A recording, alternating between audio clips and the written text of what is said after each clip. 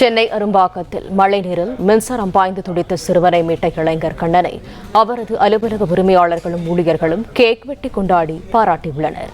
கூடுதல் தகவல்களை தருகிறார் எமது செய்தியாளர் சரவணன். சரவணன், வணக்கம். முழு விவரங்கள் என்ன?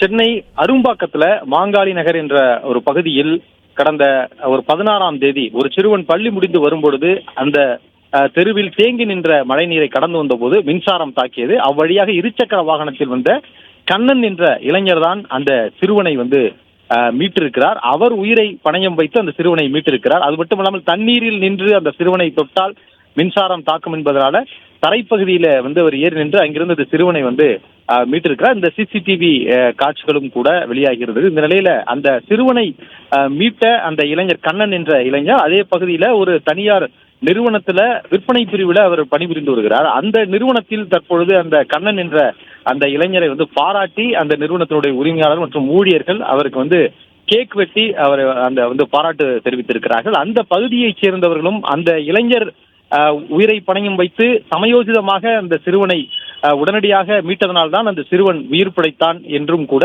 அந்த பகுதி மக்கள் தொடர்ந்து அந்த இளைஞரை சந்தித்து பாராட்டு தெரிவித்து வருகின்றனர். காவல்துறையினரும் அந்த இளைஞரை பாராட்டி இருக்கிறார்கள். குறிப்பாக அந்த சிறுவனுடைய தந்தை தனது மகன் தற்போது உயிரோடு இருப்பதற்கு காரணமே அந்த இளைஞர் தான் என்று அவர் கூட அதை பேட்டியளித்து அதை பாராட்டு தெரிவித்திருக்கிறார்.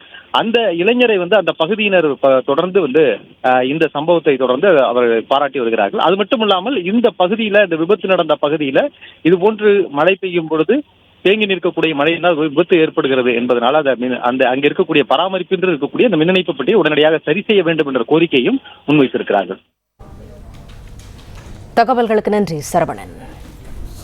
பிளே ஸ்டோர் மற்றும் ஆப் ஸ்டோரில் இருந்து பாலிமர் செயலியை QR கோடு மூலம் பதிவிறக்கம் செய்யுங்கள். செய்திகளை உடனுக்குடன் பெறுங்கள்.